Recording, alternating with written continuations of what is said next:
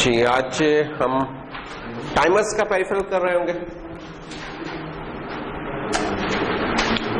Again इस lecture को बनाने में जो सोर्सेज इस्तेमाल हुए, तो मेन तो इसमें डेटा शीट है, तो डेटा शीट तो आपके पास होनी चाहिए जो भी है, तो मेन कंटेंट उधर से ही आते हैं। और सेकेंडली कुछ जो कलर्ड पिक्चर्स वगैरह आप देखेंगे तो माइक्रो इलेक्ट्रॉनिका का है ये लिंक जो शेयर किया हुआ है, तो जैसे वो कुछ पिक्चर्स ली हुई हैं।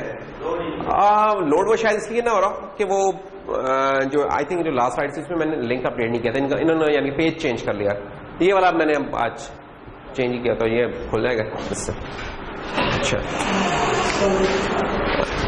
तो टाइमर आप लोग इस्तेमाल किए ही होंगे कि कभी कोई मेजर करना हो, ड्यूरेशन मेजर करना है तो हम टाइमर इस्तेमाल करते हैं। ऐसा ही है। क्या फर्क होता है टाइमर में और क्लॉक में? वैसे वो देखे ना, आपके मोबाइल में भी होता है कि क्लॉक की सेटिंग में जाए, वहां कुछ टाइमर भी होते हैं, स्टॉप वॉच होती है, और क्लॉक भी होता है, और कैलेंडर भी होता है। तो क्या फर्क इसमें? क्लॉक क्या होता है? चल रहा होता है, और टाइमर को सेट करना पड़ता है। यानी कि टाइमर कह लेंगे, timer in the sense of stop watch है कि वो कुछ ड्यूरेशंस को मेजर कर रहा होता है, ठीक है। और जो क्लॉक होता है, क्लॉक तो बेसिकली आपका एक कह लेंगे एब्सोल्यूट सेंस में बता रहा होता कि ये इस इंस्टेंस ऑफ टाइम को हम ये कहेंगे कि जैसे इस वक्त टाइम हुआ है हमारा 4:40 शाम के, तो हम इसको डेजिग्नेट कर सकते हैं, ये क्लॉक की मदद से ही हम कर सकते हैं, ठीक है। और लेक्चर अब हमारा चलेगा तकरीबन 6:45 बजे तक, अगर तो हम इसको स्टॉप वॉच इसकी मेजर कर सकते हैं कि 2 घंटे है इसका टाइम। जस्ट एग्जांपल के लिए हम कह रहे हैं कि 2 घंटे के लिए चलेगा, हो सकता है कि 2.5 घंटे चले। हाँ, तो क्योंकि आज क्विज है, तो क्विज वाले दिन आप फिर ये होता है कि आधा घंटा तो ले ही लेते हैं कोई सॉल्व करते करते, तो हो सकता है फिर 6:30-7 बज जाए आ जाए। तो खैर, तो है क्या टाइमर? वैसे टाइमर कंट्रोलर के अंदर, वैसे तो टाइमर ये देखें एक टाइम पीस है जो कि मैंने एक बांधा हुआ है, या आप लोगों ने क्या है, कुछ लोगों ने कम ही लोगों ने वैसे बांधे हैं घड़ियां, है ना, सिर्फ चंदे की लोग हैं मशकूक से जिन्होंने बांधी हुई हैं।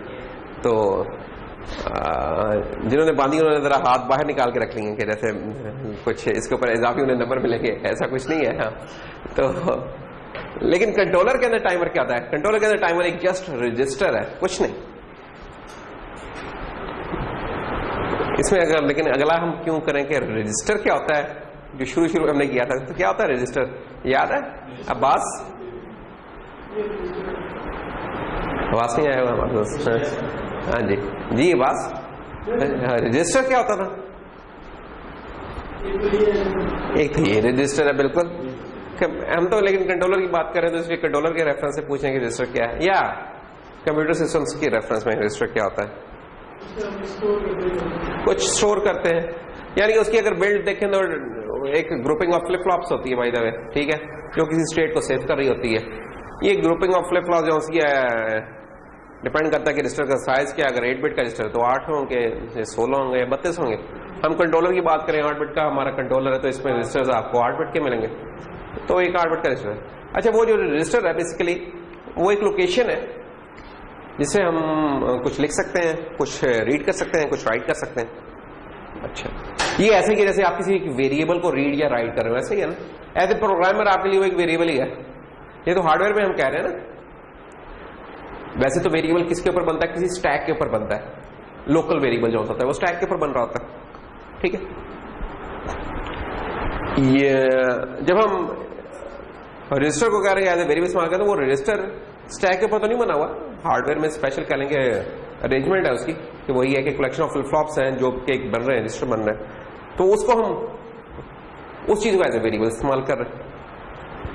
तो टाइमर हमारा है कि यहाँ के ये एक जस्ट एक रजिस्टर है, या आप इसको यानी कि अगर एज ए प्रोग्रामर्स व्यू से देखें तो एक वेरिएबल इसकी आप ट्रीटमेंट कर सकते हैं। और लेकिन इसकी खास बात क्या है? इसकी खास बात ये है कि ये इंक्रीमेंट या डिक्रीमेंट होता रहता है ऑटोमेटिकली, ठीक है। कब? कब जो सा वो एक डिफाइन करने वाली चीज है, वो एवरी क्लॉक पल्स के ऊपर भी हो सकता है, एवरी अल्टरनेट क्लॉक पल्स होती है, या कुछ एक्स क्लॉक पल्सेस के बाद हो सकता है कि वो अपडेट हो रहा है। लेकिन उस अपडेशन के लिए हमें सीपीयू की इंटरवेंशन नहीं चाहिए। सीपीयू को जाके एक इंक्रीमेंट की या डिक्रीमेंट की इंस्ट्रक्शन इशू करनी पड़ेगी उस रजिस्टर के लिए कि अब इसकी वैल्यू बढ़ जाए 1 से या 1 से कम हो रहा है। ठीक है, ये खास बात है इस रजिस्टर की। So timer is just a register which will be incremented or decremented at a certain rate। वो रेट जो सा वो हम देखेंगे वो क्या होता है, लेकिन खास बात क्या है, without the help of CPU. CPU नहीं इसमें इन्वॉल्व होगा, यानी इस कमरे में एक टाइमर पड़ा है, एक क्लॉक लगा हुआ है, तो वो मेरी इंटरवेंशन के बगैर, ये नहीं कि मैं जाके उसको अच्छा अब ऊपर कर दूं, अब ऊपर कर दूं, ऐसा कुछ नहीं। वो हो रहा है, वो तरीकेकार क्या है वो हम देख लेंगे वो किस तरीके से हो रहा है। तो जैसे कि हमने शुरू कहा कि यार कि इस तरह की जो चीज है ये एज ए स्टॉप वॉच आप यूज कर सकते हो। प्रोग्राम्स हमारे यही करते हैं कि इन टाइमर को as a stop watch use कर रहे होते हैं। ठीक है, अच्छा, अब ये जो टाइमर है जनरल पर्पस रजिस्टर्स नहीं है, ये वो रजिस्टर नहीं है जिसमें आप कोई भी कैलकुलेशन परफॉर्म कर रहे हैं कि यार मल्टीप्लाई करना था, उसका रिजल्ट रख दिया, इसको सोर्स कर लिया, उसको डेस्टिनेशन के लिए, ऐसा नहीं है। ये स्पेशल फंक्शन रजिस्टर है, SFR है।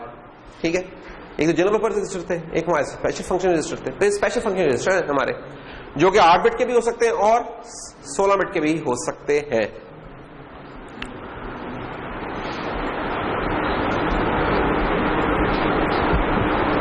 और दूसरा फिर इनका ये होगा कि जब ये कंप्लीटली फिल हो गया करेंगे, जब अपनी मैक्सिमम वैल्यू को पहुंच जाएंगे, और मैक्सिमम वैल्यू को पहुंचने के बाद ये 0 पर आ रहे होंगे ओवरफ्लो करके, तो तब ये इंटरप्ट जो है वो जनरेट कर सकते हैं। ठीक है, वही वाली इंटरप्ट जो हमने लास्ट लेक्चर में भी पढ़ी थी। और फाइनली ये कि सीपीयू इन रजिस्टर्स को रीड राइट कर सकता है, रीड भी कर सकता है और राइट भी कर सकता है। रीड करेगा तो ये चेक करने के लिए रीड करेगा कि कितना टाइम गुजर गया है, राइट करेगा तो नॉर्मली उसको रीसेट करने के लिए, कोई वैल्यू सेट करने के लिए इसको कर रहा होगा। तो ये एक जनरल, एक कह लेंगे बर्ड्स आई व्यू है टाइमर्स का। ठीक, ये इसका एक मॉड्यूल जो है टाइमर मॉड्यूल है इस कंट्रोलर में, ये उसके ये कह लें कि एक जनरलाइज सी एक ब्लॉक डायग्राम है। अब इसमें टाइमर का रजिस्टर कौन सा है, वो ये वाला टाइमर का रजिस्टर है हमारा, ये 8 बिट का रजिस्टर है। ये अगर 8 बिट का टाइमर है तो 8 बिट का है, अगर 16 बिट का टाइमर तो 16 बिट्स का है। अभी हम 8 बिट की बात करें तो 8 बिट्स का टाइमर है। 8 बिट का कोई रजिस्टर होगा, कोई वेरिएबल होगा तो उसमें, और अनसाइंड है वो, तो उसमें क्या होगा कि उसकी मिनिमम वैल्यू 0 होगी और मैक्सिमम वैल्यू क्या रहेगी 2⁻8 - 1 जो कि 255 होती है। तो 0 से लेकर 255 तक ये जा सकता है। ठीक है, खास बात इसकी क्या है जो हमने कही थी कि ऑटोमेटिकली इंक्रीमेंट या डिक्रीमेंट कर सकता है। ये हमारी चॉइस है कि हम इससे क्या करवाना चाह रहे हैं। तो जब भी इसे ये पल्स आएगी, ये वाली पल्स, उसकी बेस के ऊपर ये इंक्रीमेंट हो रहेगा, डिक्रीमेंट हो रहेगा। ठीक है, और ये इंक्रीमेंट होता रहेगा जब तक के मैक्सिमम वैल्यू नहीं अचीव कर लेता। जब मैक्सिमम वैल्यू में पहुंचेगा यानी कि 255 पे, तो उसके बाद इसका ओवरफ्लो होगा। ओवरफ्लो का क्या मतलब है कि 8 बिट में तो 255 से बड़ी वैल्यू आ नहीं सकती, तो जब आप उसमें एक और ऐड करेंगे तो वो जो नया 9 बिट का नंबर बना है आपका, अगर मैक्सिमम वैल्यू ये है, इफ दिस इज 255, इसमें अगर +1 हम ऐड कर लें तो क्या हो जाएगा 0 0 0 0 0 0 0 0 और 1, जो कि क्या बन गया 256। लेकिन इस चीज को होल्ड करने के लिए हमें 9 बिट्स का चाहिए। 9 बिट्स है नहीं, है 8 बिट का। तो क्या होगा कि मोस्ट ये जो बिट है फिर ये ड्रॉप हो रहेगी। ये ड्रॉप हो गई तो बाकी क्या आपको नजर आ रहा है 0, तो इसलिए फिर ये 0 से शुरू हो रहेगा, टिक टिक टिक। तो ये साइकिल चलता रहेगा, 0 से शुरू होगा, फिर होगा 255 पहुंचेगा, फिर 0 से होगा। तो एक साइकिल चलता जा रहा है, ये वाला काम है। और ये कब इंक्रीमेंट करता है, इस इनकमिंग पल्स के ऊपर इंक्रीमेंट कर रहा है। अब इस इनकमिंग पल्स का जो सा सोर्स है ये मल्टीपल हो सकते हैं। ये इंटरनल ऑसिलेटर भी हो सकता है आपके कंट्रोलर का, इंटरनल ऑसिलेटर भी हो सकता है। और ये चीज कोई एक्सटर्नल इवेंट भी हो सकता है जिसको ये कर सकता है। एक्सटर्नल भी हम कोई क्लॉक दे सकते हैं, एक्सटर्नल भी कोई इवेंट हो सकता है जिसका ये आ सकता है सिग्नल। तो ये हमारे पास चॉइस होगी कि हम इन दोनों में से किसको यूज करना चाहेंगे। तो ये इसकी एक डायग्राम है। अच्छा, फिर जो भी है ना हमारा टाइमर, जिस भी कंट्रोल में नॉर्मली मिलेगा ये हमें, उसे हम दो मोड्स में चला सकते हैं। एक तो वही मोड है जो कि जिसकी हम बात कर रहे हैं, टाइमर मोड जिसे हम कहते हैं। अच्छा, इस केस में क्या होगा, इस केस में नॉर्मली हम कंट्रोलर का जो अपना ऑसिलेटर होता है ना उसको इस्तेमाल कर लेते हैं इनपुट के लिए। किस इनपुट के लिए? वो वाली इनपुट जिसके ऊपर इसे इंक्रीमेंट करना है।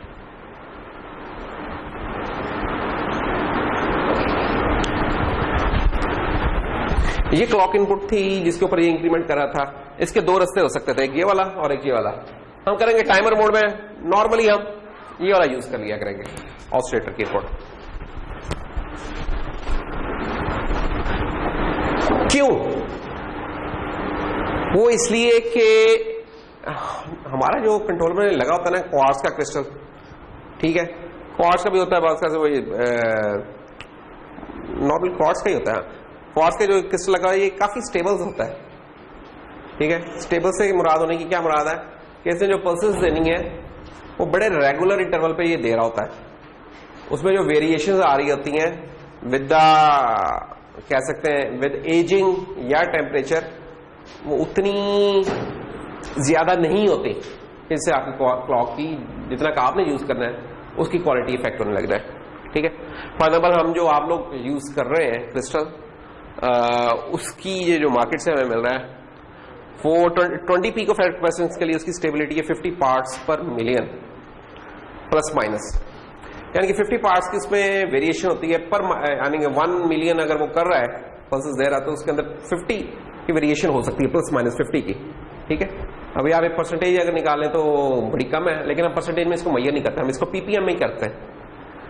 तो जैसे जैसे ये फिगर कम होती जाएगी हमारा क्रिस्टल उतना अच्छा होता चला जाता है, ठीक है।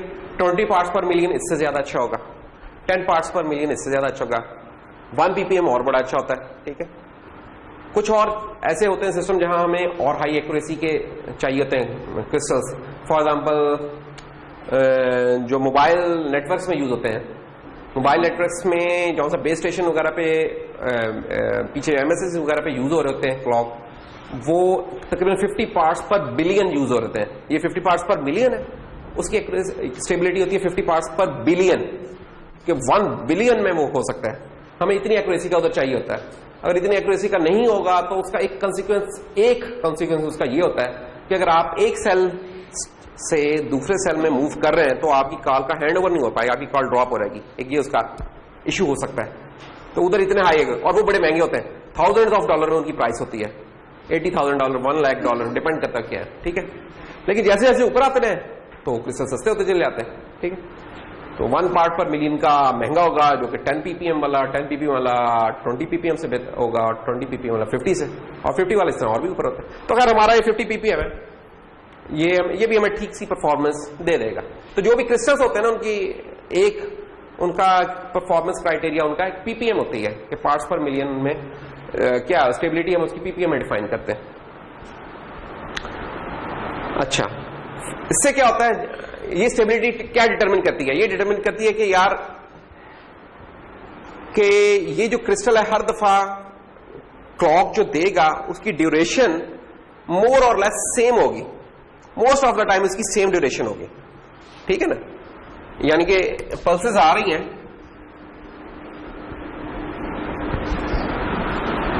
अगर ये पल्स जैसे हम डिफाइन कर लेंगे, एक पल्स है हमारी 1 माइक्रो सेकंड की, ठीक है। अब गड़बड़ क्या हो सकती है, अगर अच्छा क्रिस्टल यूज नहीं किया तो ये हो सकता है कि ये जो 1 माइक्रो सेकंड है अगले के लिए शायद 1.1 माइक्रो सेकंड हो, उससे अगले के लिए 0.99 माइक्रो सेकंड। अगर इस तरह की चीज हो रही है फिर तो आप सिंपल पल्स काउंट करके नहीं कह सकते कि यार मैंने टाइम मेजर कर लिया है ना। आप टाइम मेजर करते हैं तो कैसे करते हैं कि यार ये जो पल्सेस हैं कितनी अकर हुई हैं, 3 अकर हुई हैं, तो 3 को आप मल्टीप्लाई कर देंगे 1 माइक्रो सेकंड, आप कहेंगे 3 माइक्रो सेकंड का टाइम हो गया। लेकिन अगर हर पल्स का ही टाइम कुछ फ्लक्चुएट कर रहा है तो अब आप एक रीजनेबल कॉन्फिडेंस के साथ नहीं कह सकते कि मेरा इतना टाइम इंटरवल हो चुका है, ये एक मसला होगा। वो रीजनेबल कॉन्फिडेंस कब आएगा? जब हमारी क्रिस्टल की एक पर्टिकुलर स्टेबिलिटी होगी। तो हम कह रहे हैं हम जो ये यूज कर रहे हैं इसकी एक ठीक सी स्टेबिलिटी है, तो हमने जो काम करना है उसके लिए वो काफी रहेगी। तो उसका नतीजा क्या होगा कि पल्सेस जो सी होंगी तकरीबन almost always they will be of the same width, इनकी सेम ड्यूरेशन होगी, और ड्यूरेशन सेम होना जरूरी है अगर हमने टाइम की मेजरमेंट करनी है, ठीक है ना। अगर सेकंड्स में लेट्स से हम मेजर कर रहे हैं और हर सेकंड अगले सेकंड से कुछ ऊपर नीचे हो रहा है, तो फिर टाइम मेजरमेंट तो सही नहीं हो सकती। तो इसलिए हमारा सेम वेट सेम ड्यूरेशन की पल्सेस का होना जरूरी है। इनफैक्ट ये वाले जो इस तरह के क्वार्ट्ज क्रिस्टल होते हैं घड़ियों में यूज करते हैं, देखा होगा कुछ घड़ियों पे लिखा होता है क्वार्ट्ज। वो क्वार्ट्ज क्या लिखा होता है, उसका क्या मतलब होता है यार, क्वार्ट्ज का उन्होंने क्रिस्टल के अंदर यूज किया होता है ना। कुछ वॉचेस जो होती हैं क्वार्ट्ज है, उसके अंदर एक मार्किंग सी बनी होती है। अच्छा जी, अब दो इवेंट्स को कैसे मेजर किया जाए? जी अफजल साहब, अब ये आपके पास है एक पल्स ट्रेन है और दो इवेंट्स अक्कर होने लगे। एक इवेंट तो ये अक्कर हुआ है कि जब मैंने आपका नाम लिया अफजल, और ये टाइम गुजरता जा रहा है, उसके बाद मैंने कहा अफजल स्टॉप। अब ये दो इवेंट्स हैं, अब इनकी ड्यूरेशन में कैसे मेजर करूं? ये यहां से स्टार्ट हुआ अफजल स्टार्ट, और यहां से स्टॉप हुआ अफजल स्टॉप। ड्यूरेशन इनकी कैसे मेजर की जाए? हर घड़ी नहीं है हमारे पास और इस तरह का कोई कंट्रोलर है, तो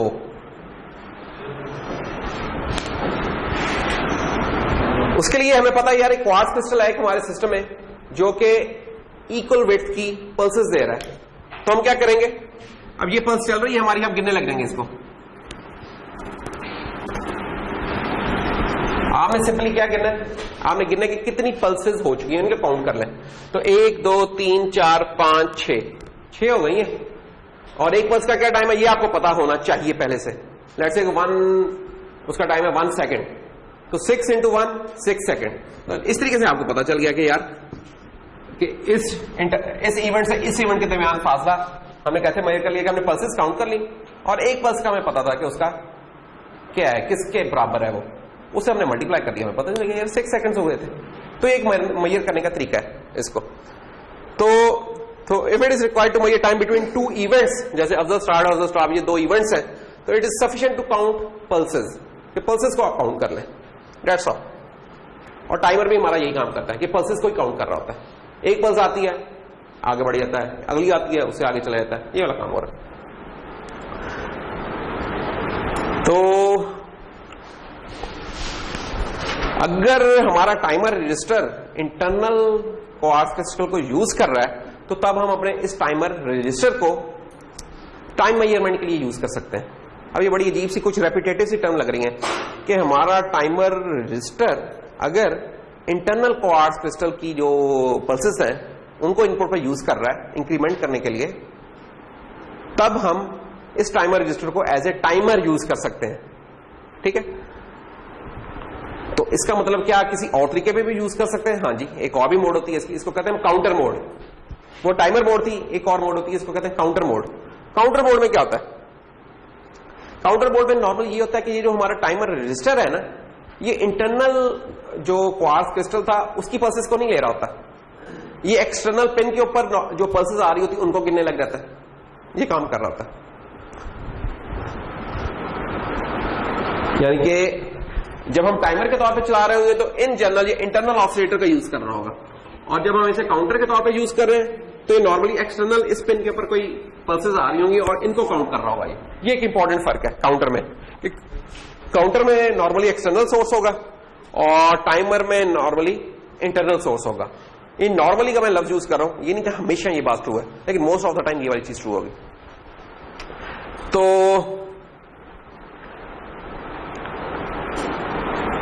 इसमें अब ये क्या फर्क क्या है वैसे, इन दो लफ्जों में फर्क क्या होगा? काउंटर है एक चीज और एक है टाइमर।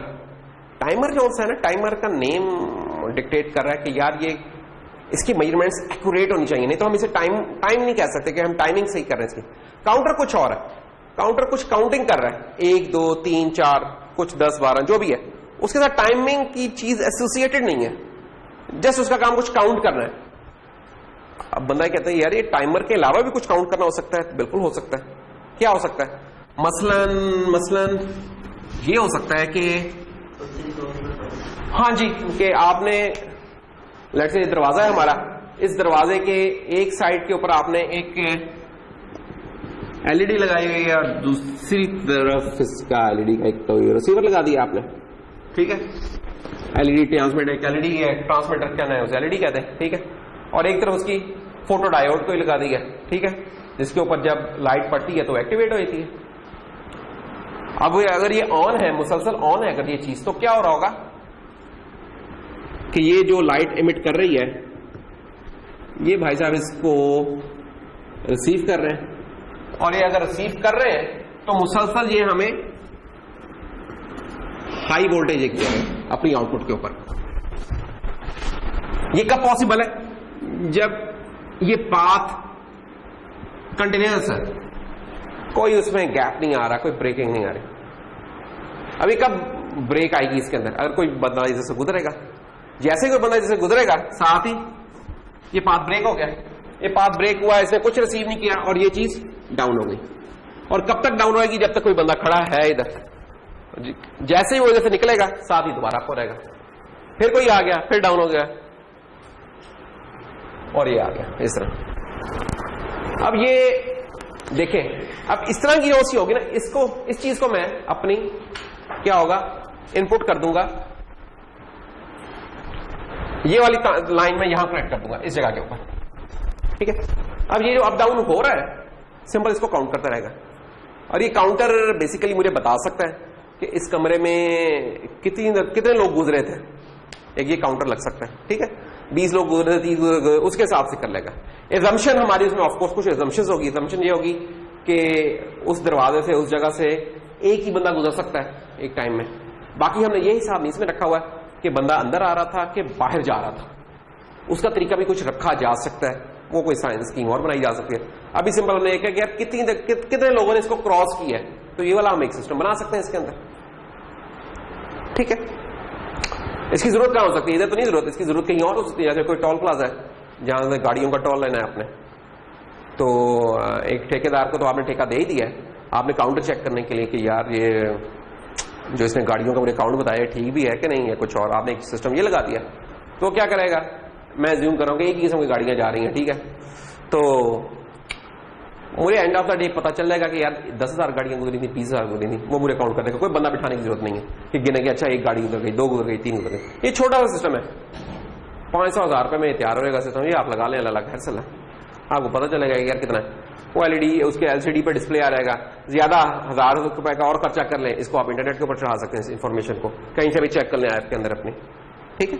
तो ये हो सकता है इसका यूजेज है कि काउंट करने की हमें इस तरह जरूरत पड़ सकती है। और क्या काउंटिंग के इवेंट हो सकते हैं? असेंबली लाइन के ऊपर, मसलन असेंबली लाइन जो भी आपके होते हैं ना, जहां ऑटोमेटिकली आपके डब्बे फिल हो रहे होते हैं, जैसे लेस के पैकेट हैं या कोल्ड ड्रिंक्स के हैं या कुछ और है, कोई भी चीज है, बिस्किट्स के हैं, कुछ भी है, उसमें क्या होगा? असेंबली लाइन क्या होती है? एक वो आपकी लाइन होती है और कन्वेयर बेल्ट से होती है। कन्वेयर बेल्ट के ऊपर ये आइटम्स जा रहे हैं, ठीक है। अब यहां आपका एक लगा हुआ ट्रांसमीटर और एक यहां लगा हुआ रिसीवर, ये इसको तो लाइट फ्लो कर रहा है। जब ये गुजरेगा, इसका पाथ ब्रेक होगा, ये इसको काउंट अप कर लेगा, फिर गुजरेगा, फिर काउंट अप कर लेगा, इससे किसी काउंटिंग कर लेगा कि कितने अभी तक इस कन्वेयर बेल्ट से गुजर चुके हुए हैं। तो ये भी एक छोटा सिस्टम बनाया जाता है, और ये होते हैं, ये वाले सिस्टम होते लगे हुए आपकी फैक्ट्रीज वगैरह में और बाकी जगह पे। और क्या हो सकता है? एक्सेस रोटेशन का काम हो सकता है कि एक्सेस कितनी दफा रोटेट कर चुका है, ठीक है। उसका क्या हो सकता है? जैसे आप लोगों ने वो लैब में यूज किया होगा शायद, जो टैको है, टैको वगैरह यूज किया हुआ है ना। एक तो कॉन्टैक्ट वाला टैको होता है और एक होता है जो लाइट वाला होता है। उसमें क्या करते हैं, आप डॉट सा लगा देते हैं कोई और करते हैं, तो जब उससे रिफ्लेक्ट होती है आपको पता चल जाता है कि यार इतने गुजर गए। अब उसी की इनपुट जो सी उठा के अगर आप कंट्रोलर को दे दो, ऑटोमेटिकली एक डिजिटल काउंटर बन जाएगा आपका। इनफैक्ट शायद टैको के अंदर इसी तरह का काम हो रहा होगा। तो ये इस तरह के कुछ यूजर होते हैं। ये वो क्या यूजर है? इसमें हमने टाइम नहीं मेजर किया भाई दादा, इसमें हमने कुछ काउंट किया है, कुछ इवेंट्स का काउंट कर। वो काउंट कैसे पॉसिबल हो सका कि जो रिसीव के ऊपर जो हमारी पल्स थी, जो भी इनपुट थी, वो अप या डाउन हो रही है, तो उसकी बेस के ऊपर हम ये डिसीजन ले रहे हैं कि यार कितनी दफा कोई चीज की अकरेंस हो चुकी है। तो काउंटिंग में हम जस्ट काउंट करते हैं, मेजरमेंट में हमें इंटरवल की एग्जैक्ट चाहिए। तो वहां क्योंकि मेजरमेंट एग्जैक्ट चाहिए तो वहां हमें उसका जो सोर्स है वो बड़ा एक्यूरेट चाहिए, जो कि एक्यूरेट इंटरवल पे कर रहा हो। अब हम इस वाली चीज को टाइम मेजरमेंट के लिए इस्तेमाल नहीं कर सकते। क्यों? हो सकता है कोई भाई साहब आगे दरवाजे पे 1 सेकंड के लिए खड़े हो गए, हाँ यार वो मेरी चाबी दे दे, वो खड़ा है, हो सकता है 5 सेकंड उधर ही खड़ा, वो चाबी जब तक नहीं मिल रही वो 5 सेकंड खड़ा है। अगला बंदा आया वो शायद सेकंड के अंदर ही गुजर गया था। अब ये अनइवन होगा उस केस में कि एक शायद थोड़ी देर के लिए आया और एक भाई तक काफी देर तक है। अब ये अनइवन है। अब इसको चीज को जब अनइवन पीरियड हो रहा है तो आप इसको टाइम मेजरमेंट के लिए यूज नहीं कर सकते। टाइम के लिए सही पीरियोडिक रेगुलर इंटरवल के साथ चीज आनी चाहिए। तो ये फर्क है टाइमर मोड में और काउंटर मोड में। कि टाइमर मोड में नंबर 1 क्या, आपका जो क्लॉक सोर्स होता है इन जनरल वो आपका इंटरनल होगा, क्योंकि इंटरनल जो आपका जो आपने क्वाड ऑसिलेटर से ऑपरेट कर रहे हैं वो काफी स्टेबल है। क्यों इंटरनल यूज करें? क्योंकि आपको एक स्टेबल सोर्स चाहिए था और आपको इंटरनली वो स्टेबल सोर्स अवेलेबल है। काउंटर मोड में क्योंकि आपने कोई इवेंट्स काउंट करने थे, वो इंटरनल टू सिस्टम नहीं थे, एक्सटर्नल थे, तो इसलिए आपने उनको एक्सटर्नल पेन के ऊपर दिया और उनको काउंट करना शुरू कर दिया। तीसरी बात, काउंटर को क्यों नहीं यूज कर सकते एक्सटर्नल इवेंट्स को टाइमर के लिए? क्योंकि उनकी जो फ्रीक्वेंसी है वो वेरिएबल है, उनकी पल्स विड्थ वेरिएबल है, रेगुलर इंटरवल नहीं है, तो इसलिए फिर इसको टाइमर के लिए तौर पर यूज नहीं किया जा सकता। तो ये थी इसकी कहानी। टाइमर ऑपरेशन देख लेते हैं। तो काउंटर का ऑपरेशन बहुत ही सिंपल है, उसमें तो इस तरह ही है। तो हम टाइमर देख लें तो वो काउंटर वाली चीज भी हमारी कवर होती है। टाइमर में जनाब क्या हो रहा है, ये एक हमारी एक सिंप्लीफाइड सी एक ब्लॉक डायग्राम है। इसमें देखें ऑसिलेटर है। ऑसिलेटर किस पे चल रहा है? 4 मेगाहर्ट्ज पे। आप लोगों का बोर्ड कितने मेगाहर्ट्ज पे चल रहा है? 4 पे। 4 पे तो चलो जी, 4 मेगाहर्ट्ज पे ऑसिलेटर चल रहा है।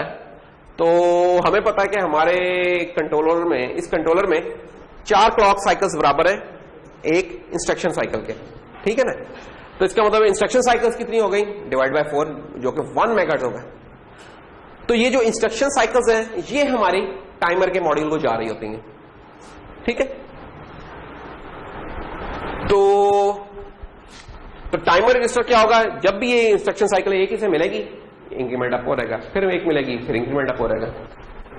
तो अब कितनी इंस्ट्रक्शन, क्या रेट, किस रेट के ऊपर मिल रही है ये इंस्ट्रक्शन साइकिल हमें? 1 मेगाहर्ट्ज। 1 मेगाहर्ट्ज का क्या मतलब है?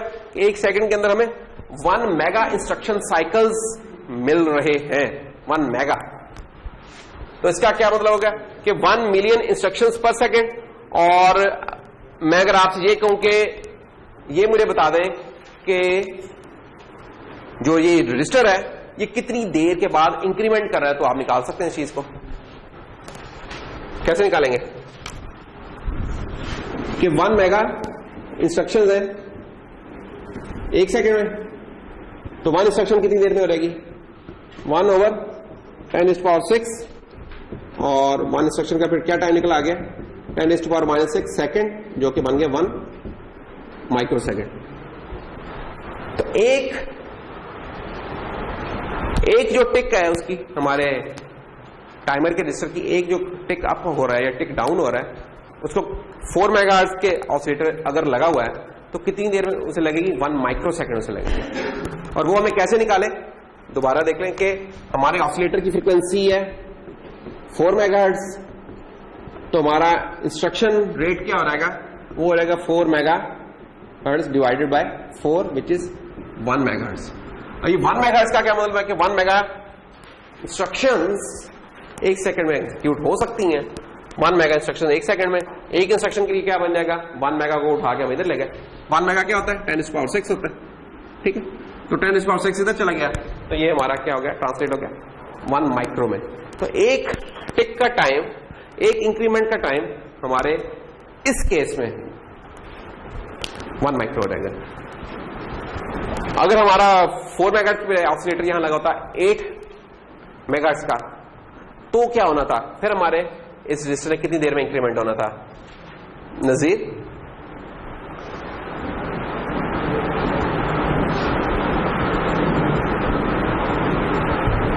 फिर इसमें कितनी देर में इंक्रीमेंट होना था?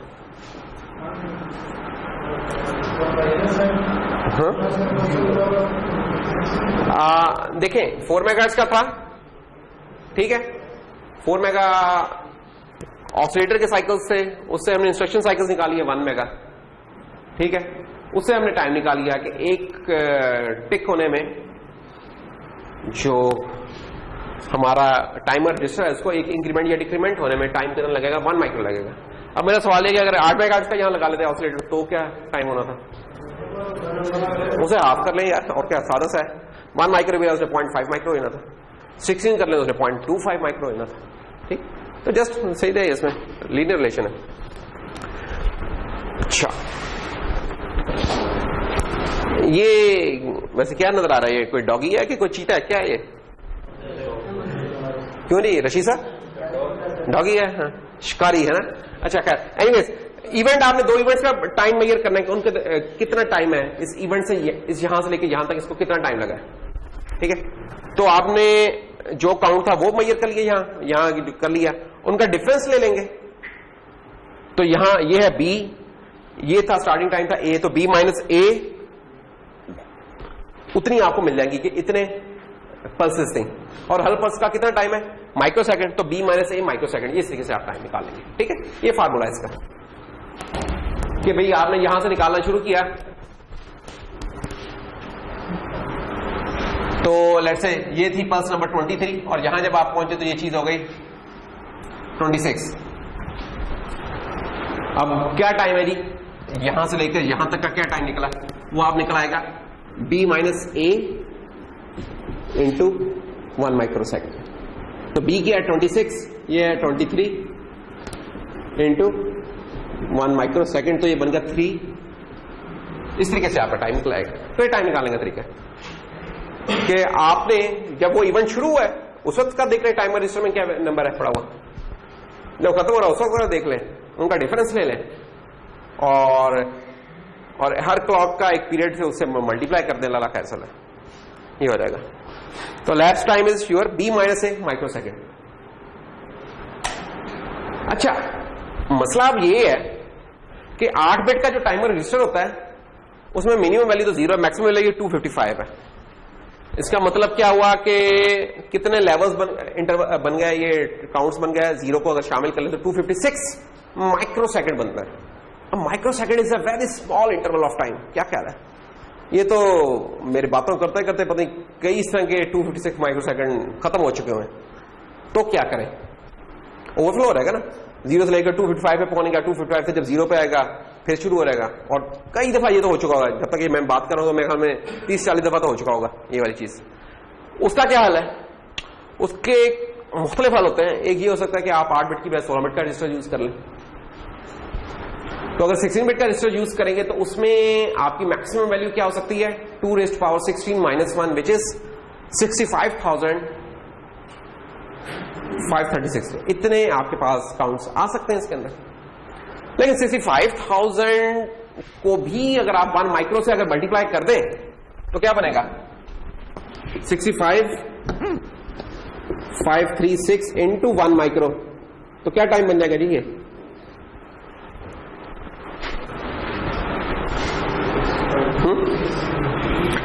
$65.5 मिली सेकेंड या 0.065 सेकेंड्स। अभी भी ये कमाल ही है, क्या ख्याल है, ऐसा ही है, अभी भी स्प्लिट सेकेंड से भी कम है, यानी कि 65 मिली सेकेंड्स। ये भी टाइम, ये जब तक मैं बातें करूं कई इस तरह के 65 मिली सेकेंड गुजर चुके हैं। फिर क्या हाल है, अच्छा जी और बड़ा यूज कर लेते हैं, और बड़ा क्या हो सकता है, 32 बिट का यूज कर लें, जो कि हमारे कंट्रोल में नहीं है। बाय द वे हमारे कंट्रोल में 8 बिट का और 16 बिट के रजिस्टर्स हैं जो कि हैं 32 बिट का। 32 बिट का कर लेंगे तो उसमें क्या हो जाएगा, उसमें आप फिर जो मैक्सिमम काउंट आपका जा सकता है that is 2 raised to power 32 तक जा सकता है, -1, which is around, exact value मेरे ज़हन में नहीं, but this is around 4 billion. 4 billion के अराउंड है, 4 बिलियन और 4, इसे क्या कह सकते हैं, गीगा, 4 गीगा भी कह सकते हैं। अब अगर इस चीज को मल्टीप्लाई कर लें 1 माइक्रो से तो क्या बनेगा, ये बन जाएगा 4 × 10 raised to power 9 into 1 × 10 raised to power -6। अगर ये वाले काम अब हम देखें तो क्या बनेगा, 4 × 10 की पावर 3 विच इज 4000 सेकेंड। अब जरा 4000 सेकेंड्स पे बात पहुंच गई है। 4000 सेकेंड्स तो बहुत ज्यादा होते हैं, क्यों जी, खत्म होने में नहीं आते, नहीं यार, अगर किसी का इंतजार कर रहे हो तो फिर तो खत्म होने में नहीं आते, और अगर मैच पूछ देख रहे हो या फेसबुक या व्हाट्सएप पे बैठे हो फिर तो घंटे गुजर जाते हैं हमारे, और पता नहीं चलता। तो ये क्या बन गया, ये तो बन गया 6 और ये तो तकरीबन 66.6 मिनट्स बने, 1 घंटा भी नहीं बना। 1 घंटे बाद वो दोबारा बेचारा खत्म होकर फिर शुरू हो जाएगा। तो इसका मतलब है कभी ना कभी तो लिमिट आ ही जानी है। तो एक तो तरीका ये कि हम इस तरह काम कर लें, नहीं तो फिर कुछ और तरीके एग्जिस्ट करते हैं, हम उनको हैंडल कर सकते हैं कुछ और तरीकों से। वो क्या है, उनके तरीके क्या है कि यार अभी तो हमारा 1 माइक्रो सेकंड है ना, 1 माइक्रो सेकंड क्यों था इंटरवल इस चीज का, वजह क्या थी एहतजाज इसकी, ये 1 माइक्रो सेकंड से हम क्यों मल्टीप्लाई कर रहे थे, क्योंकि 4 मेगाहर्ट्ज का ऑसिलेटर था, उससे इंस्ट्रक्शन साइकिल जो 1 माइक्रो सेकंड का निकला था, इसलिए 1 माइक्रो सेकंड। तो अगर हम इस 1 माइक्रो को इधर बड़ा कर लें इंटरवल को, लेट्स से 1 मिली सेकंड कर लें, यानी कि 4 किलोहर्ट्ज का यूज कर लें, तो होगा क्या कि हमने सिर्फ टाइम बड़ा करने के लिए अपने पूरे सिस्टम को स्लो कर रहे हैं। 4 मेगाहर्ट्ज पे जो चीज ऑपरेट करती है तो 4 किलोहर्ट्ज पे ऑपरेट कर रहे हैं, कुछ भी नहीं है। हमारा बाकी के प्रोग्राम की वार लग रही है, टाइमर तो आप चला लेंगे, बाकी प्रोग्राम की वार लग रही है, लेकिन फिर भी क्या होगा 1 मिली सेकंड पे आ जाएगा। तो हमने देख ही लिया कि यार बड़े से बड़े इंटरवल भी एग्जॉस्ट तो हो ही जाते हैं, खत्म हो जाते हैं बेचारे।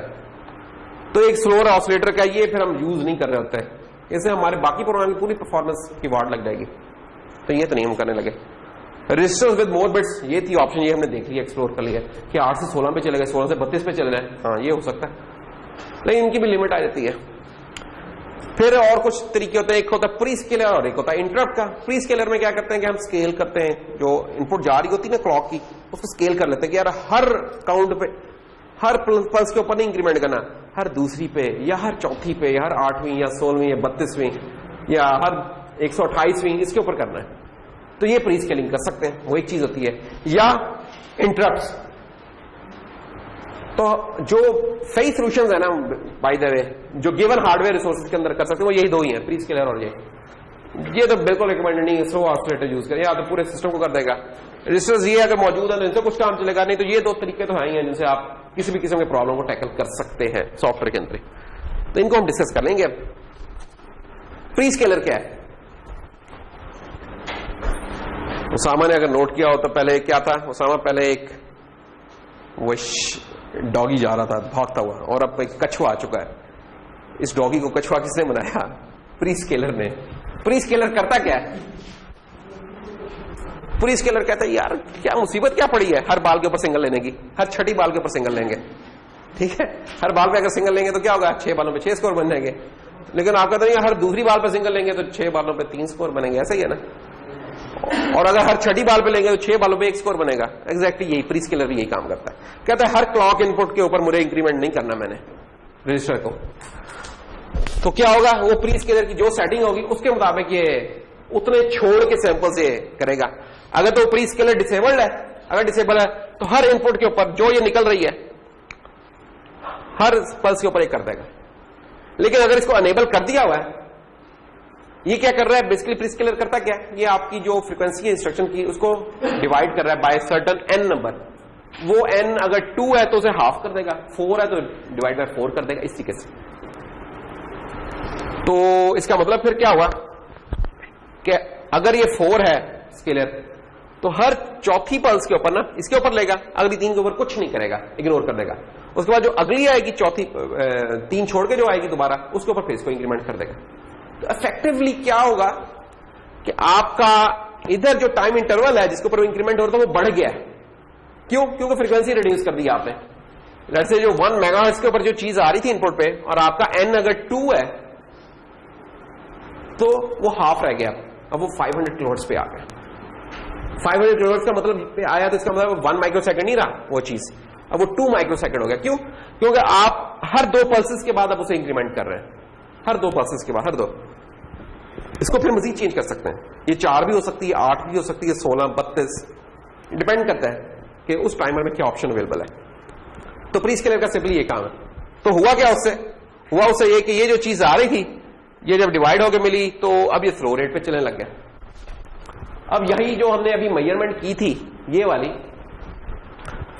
अब लेट्स से कि अगर स्केलर के बाद हमने इस तरह की होती तो क्या होना था, इसको कैसे सॉल्व करना, तो फिर इक्वेशन ये वाली होनी थी नीचे वाली कि b माइनस ए, तो अभी भी b माइनस ए ही होना है कि 26 माइनस 23, लेकिन अब ये 1 माइक्रो सेकेंड है, ये 1 माइक्रो सेकेंड के बाद नहीं हमने चेंज किया था, इंक्रीमेंट किया था, इसे हमने एक पर्टिकुलर स्केलर वैल्यू के साथ किया था, वो n हमने अब डाल देना है इसके अंदर, n से मल्टीप्लाई कर देना इस चीज को। अब वो n अगर 2 है तो ये 1 माइक्रो सेकेंड हमारा 2 माइक्रो सेकेंड बन जाएगा, 4 है तो 4 माइक्रो सेकेंड बन जाएगा, ठीक है ना।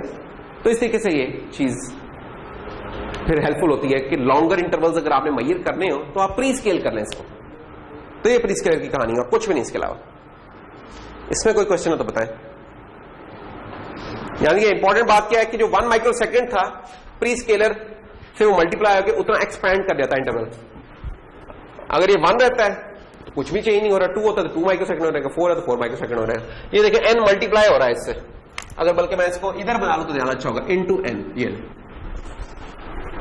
तो अगर n 2 है तो ये 2 माइक्रो सेकंड बन जाएगा, 26 माइनस 23 इंटू 2 माइक्रो सेकंड। तो पहले जो चीज 3 माइक्रो सेकंड मैयर हो रही थी अब वो 6 माइक्रो सेकंड के तौर पर मैयर होने लग जाएगी। ये प्री स्केलर के इफेक्ट कह सकते हैं आप इधर। So most microcontrollers have one or more prescalers built in and their division rate may be changed from within the program. हम प्रोग्राम के अंदर से प्रोग्राम कर सकते हैं, उसकी सेटिंग होती है। दूसरी ऑप्शन क्या है, एक तो प्रीस्केलर था, दूसरी ऑप्शन ये है कि हम इंटरप्ट्स को इस्तेमाल कर लें, वही इंटरप्ट्स जो कि हमने लास्ट लेक्चर में पढ़ी थी। इंटरप्ट को हम कहते थे ना कि यार इंटरप्ट का भी इस्तेमाल करें कि जब कोई इवेंट अगर उस पर कर ले। अब यहां क्या इवेंट हो सकता है, हर दफा जो इंक्रीमेंट करा उस पर करते नहीं, ये तो इवेंट कोई खास ना बना। अगर एक चीज रेगुलर इंटरवल पे हो रही है उसको तो के लिए तो इंटरवल मौजूद नहीं है।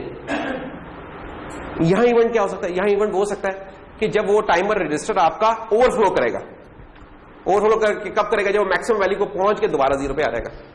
हम कहते हैं हम कि जब वो ओवरफ्लो करे उसके ऊपर इंटरप्ट जनरेट हो रहा है, ये चाहते हैं। तो बस जनाब आपने इसको अनेबल करने प्रोग्राम से, ये जब होगा तो जब भी ओवरफ्लो हुआ करेगा इंटरप्ट हो जाएगी। जब इंटरप्ट आएगी तो आप इसकी इंटरप्ट सर्विस रूटीन में जाकर कोई एक्शन परफॉर्म कर लेंगे, उसके ऊपर आपने एक और काउंटर कोई रखा होगा सॉफ्टवेयर में, उसे आप इंक्रीमेंट कर लेंगे। तो ये कहानी होगी इसकी। इसी के अगर हम इसको डायग्राम की सेंस में देखें तो देखिए सब कुछ वही पिछले वाला, वही 4 मेगा था ऑसिलेटर 1 मेगा रह गया, प्री स्केलर आ गया 1/n हो गया, उसी तरह आपने मेजर किया। लेकिन अब फर्क क्या है, अब इंटरप्ट जनरेट होगी कब, जब ये 255 को पहुंच जाएगा। 255 से जब ये 0 पे जाएगा साथ ही इंटरप्ट जनरेट होगी। जब ये इंटरप्ट जनरेट होगी तो उसकी इंटरप्ट सर्विस रूटीन में जाके हमने एक सॉफ्टवेयर के अंदर एक वेरिएबल रखा होगा अपना, उस वेरिएबल का अलग से नाम है सी, उस सी को हम इंक्रीमेंट कर देंगे। तो हर इस तरह के 256 काउंट्स के बाद ये जब इंटरप्ट आया करेगी एक इंक्रीमेंट हो जाया करेगा। तो अब अगर मैं कहूं कि यार मुझे टाइम निकाल के दो कि अब कितना टाइम हुआ है 2 इवेंट्स के दरमियान, तो वो कैसे निकलेगा, b माइनस ए, ये तो ऐसे कैसे ही है, into n, sorry b minus A आ गया। और उसके बाद ये होगा कि क्योंकि हर 256 पे ये ऐड हो रहा है तो ये समझो ऐसे ही चीज बन गई है जैसे कि आप नंबर्स ऐड कर रहे होते हैं ना। ये देखिए, यानी कि ये जो इंटरप्ट आया, इंटरप्ट से आपने वेरिएबल सी इंट्रोड्यूस करा, इससे हुआ क्या, इसे एक फैसिलिटी मिल गई है। पहले क्या हो रहा था, पहले 8 बिट के रजिस्टर में आपके पास ये वाली कहानी थी कि 1 1 1, जब आपने इसमें 1 ऐड किया तो ये चीज रह गई आपके पास 0 0 0 और ये 1 ड्रॉप हो जाता था। अब ये जो 1 ड्रॉप हो रहा है ना, समझे एक किस्म का, ये जब ओवरफ्लो हो रहा है, इस ओवरफ्लो पे हमने इंटरप्ट जनरेट कराई है और उसके ऊपर हमने एक और वेरिएबल बना लिया, उस वेरिएबल का नाम है सी, और उसको हमने इंक्रीमेंट कर दिया। अगर वो लेट से 0 था तो पहली दफा जब आया तो ये 1 हो गया, जब अगली दफा आया दोबारा ओवरफ्लो हुआ तो ये चीज हो गई 1 0, यानी कि 2 हो गया। ठीक है, अब मैं अगर आपसे ये कहूं कि यार मुझे ये बताओ कि इस वक्त टाइमर कितना हो चुका हुआ है, तो आप बता सकते हैं कितना टाइम चल गया। जी उस्मान, कितना टाइम हो चुका है 2 इवेंट्स को। सी वेरिएबल में ये पड़ा हुआ है और यहां जो टाइमर रजिस्टर है इसमें लेट से पड़ा हुआ है हमारे पास 0 0 0 0 0 1 0 1, ये लीजिए। अब आपने मुझे ये बताना है कि लैप्स टाइम कितना है।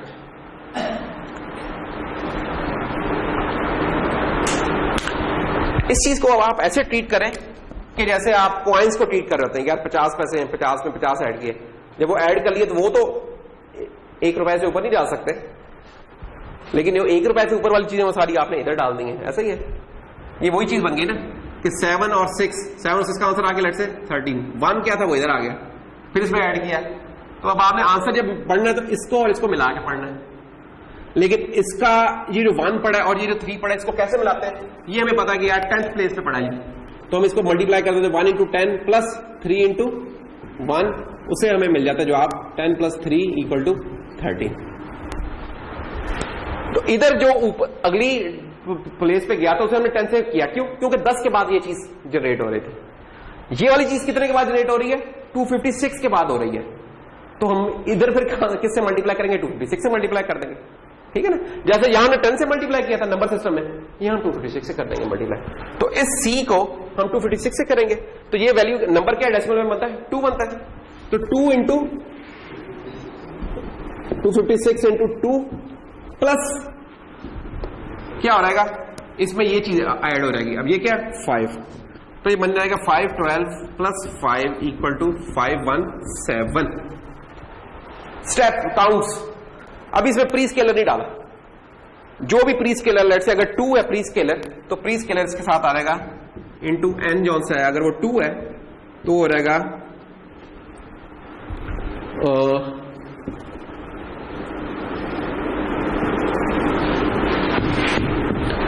1034 आपको काउंट मिल जाएगा। अब 1034 है और इसको माइक्रो सेकंड के साथ आप मल्टीप्लाई कर दें 1 माइक्रो सेकंड के साथ, तो आपको जवाब मिल जाएगा जो कि बन जाता है आपका 1.034 मिली सेकंड। तो ये इस तरीके से आपका जवाब निकला है कि इतना टाइम निकला है। अब ये कैसे टाइम निकाला? सिंपल, हमने वैल्यू देखी है, क्या क्या पढ़ी है। 3 चीजें चाहिए थी, B चाहिए था, A चाहिए था, C और N, ये 4 चीजें चाहिए थी। तो आपको हो सकता है कि पेपर में बता दिया कि यार ए इंस्टेंट के ऊपर आपके पास टाइमर रजिस्टर में ये वैल्यू पड़ी थी, बी पे ये पड़ी है और सी में ये हो चुकी है, तो जरा टाइम कैलकुलेट करके बता दें कि क्या बनती है। तो इस तरह की आप, तो ये कुछ भी नहीं है इसके अंदर, आप देख सकते हो कुछ भी नहीं है। B - A क्या? B - A को मैंने 5 तो नहीं रखा। अच्छा पहले B - A यहां कुछ और था, वो तो 3 था ना सिंपली। अब तो मैं C इंटरवल भी चेंज कर दिया, तो मैंने 5, ये देखो इस रजिस्टर में 5 पड़ा हुआ है ना, 1015 होता है ना, तो ये 5 पड़ा हुआ है, तो और C रजिस्टर में ये 2 पड़ा हुआ है। ये 5 मैंने उधर से लिया क्योंकि मैंने वैल्यू उधर वो रखी थी। N क्या ले लिया? N हमने 2 ले लिया, ये बताया होगा आपको, ये बताया जाएगा। एक और एग्जांपल की जा सकती है इसी तरह कि मैं आपको कहूं कि यार A में पड़ा हुआ है मेरे पास, A में मेरे पास पड़ा हुआ है 250 और B में पड़ा है मेरे पास 10, C में पड़ा है मेरे पास 5 और N है मेरे पास 4, ठीक है। तो टाइम अलाउंस बता दो मुझे क्या है, ये बता दे मुझे क्या है।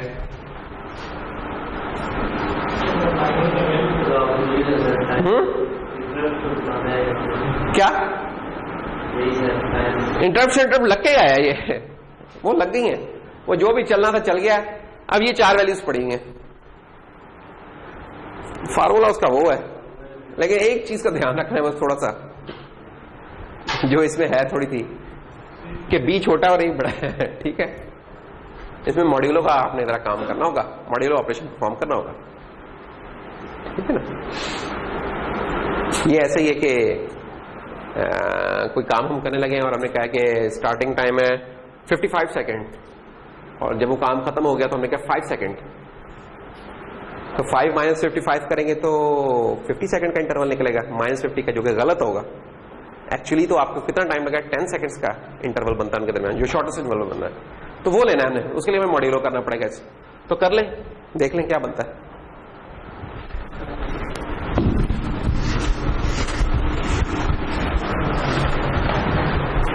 देखें इसकी अगर प्रोग्रामिंग मैं कर रहा हूं या कुछ कर रहा हूं तो मैंने सिंपल एक कंडीशन ये होगी कि if b minus A is less than 0 तो क्या कर दो, बल्कि इस तरह कर लेते हैं कि x equal to b minus A, और if x is less than 0 तो क्या कर लो x में क्या फिक्स करें कि वो ठीक हो जाए। जी जहांगीर बताइए क्या करेंगे जहांगीर? माइनस एक्स कर ले। देखिए b इस वक्त क्या है 10 है, 10 माइनस 250 क्या बन गया? ओहो, तो क्या करें अब? आपको एग्जैक्टली वैसे पता है कि 250 से 6 इंटरवल ऊपर कर ले और 10 वो 16 बनते हैं, है ना? ये कैसे अचीव कर सकते हैं? जो भी आपकी वो मैक्सिमम नंबर बनता है, जो लेवल्स बनते हैं मैक्सिमम, वो ऐड कर दें इसके अंदर, मॉड्यूलो का काम हो रहा है किसी में। तो x प्लस इक्वल टू 256 कर दें। अगर 8 मिनट का टाइमर है, 16 मिनट का टाइमर, तो उसकी जो बनती है वो कर लें। तो जब आप ये काम करेंगे तो क्या होगा? 10 माइनस 240 था, इसमें आपने 256 ऐड कर दिया, क्या बन गया? 16। तो एक्चुअली डिफरेंस 16 काउंट्स का है ना बेसिकली, तो 16 काउंट का आपने डिफरेंस निकाल लिया इस तरीके से। अब ये b माइनस ए निकला है आपका। अब ये समझे कि ऐसे कि आपने निकाल लिया कि 50 पैसे थे, 60 पैसे थे, अब जो रुपयों में क्या बन रहा है वो चीज निकाल लेंगे, या डेसिमल प्लेस वाली चीज निकाल लेंगे। इसमें इधर डेसिमल प्लेस तो नहीं है, 256 प्लेस है, ठीक है? तो वो कैसे निकलेगी? सी में क्या पड़ा हुआ है? 5। ये सी में 1 कब आता है? जब 256 काउंट्स हो चुके होते हैं, ठीक है ना? देखिए इसको समझने का तरीका ये है कि मैं कहूं कि यार ये नंबर्स मैं लिख रहा हूं 0 1 2 3 4 8 9, 8 9 के बाद दोबारा 0 हो गया, लेकिन इसके साथ जो 1 आया वो कब आया? जब ये 10 पे पहुंच गया था, जब ये 9 से ओवरफ्लो होकर 0 पे आ गया था।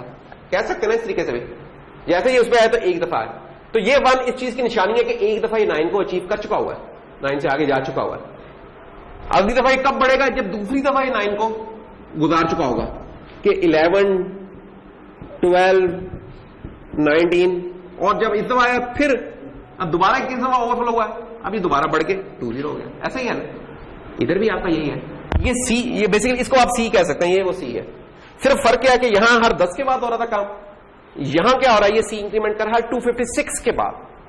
तो यहां जब हमने इसको निकाला तो हम इसको इस चीज को अगर मैंने लिख रहा हूं वो बिल्कुल जो बच्चों की तरह हम लिखते थे कि 20 को लिख रहे हैं तो हम लिखते थे 10 इंटू 2 प्लस 1 इंटू 0, तो 20 प्लस 0 इस तरीके से।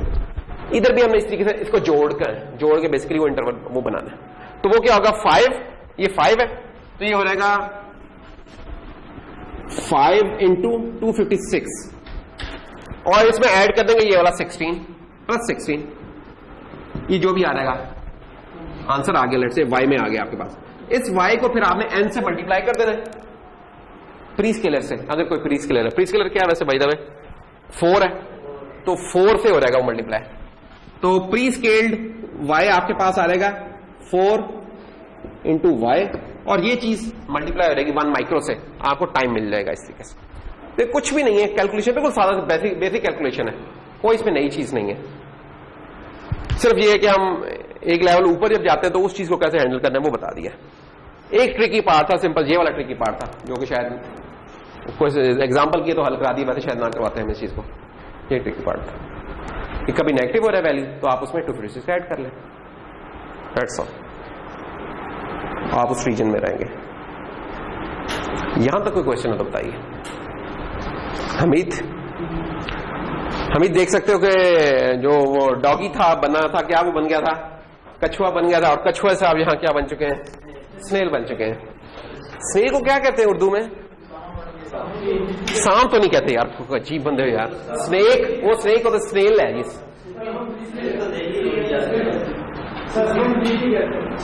सिपी नहीं यार, सिपी तो और चीज होती है, सिपी के अंदर होता है वो। हाँ, घूंगा जिसे कहते हैं, शायद ये घूंगा है मेरा ख्याल में। हाँ, घूंगा नहीं, आप तो अक्सर इनके साथ वास्ता पड़ता रहता है वाकई बहुत यार। इससे हमारी टाइम में जनरल डिस्कशन कंप्लीट हुई, और अब हम जूम इन करते हैं पिक 18 के ऊपर। पिक 18 में क्या हो रहा है? ये टाइमर्स होंगे, जहां भी जाएंगे यही डिटेल्स चलेंगी उसकी। पिक 18 में अब जरा जो स्पेसिफिक फीचर्स हैं उसको देख लेते हैं वो क्या होता है। पिक 18 में जनाब हमें मिल रहे हैं 4 टाइमर्स, मुबारक हो, 4 अदर टाइमर जी जंजुआ जी, 4 टाइमर,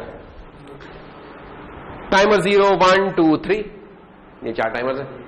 कितने आसान से नाम है, 0 1 2 3 है। इनके साइजेस हैं कुछ, ये 8 बिट के भी हो सकते हैं, 16 बिट के हो सकती हैं, और दोनों मोड भी सपोर्ट कर सकते हैं। जैसे टाइमर 0 है, ये 8 बिट मोड में भी ऑपरेट कर सकता है और 16 बिट में भी कर सकता है। सेटिंग कर देंगे आप 16 में चल पड़ेगा, नहीं तो 8 बिट में कर लेगा। लेकिन टाइमर 1 जो सा है ये सिर्फ 16 बिट में चल सकता है। टाइमर 3 भी सिर्फ 16 में चल सकता है। टाइमर 2 सिर्फ 8 में चल सकता है। तो हर किस्म के ऑप्शन आपके पास अवेलेबल है। अच्छा, फिर दूसरी बात, 2 मोड से ना हमने देखा, टाइमर मोड होती है और काउंटर मोड होती है।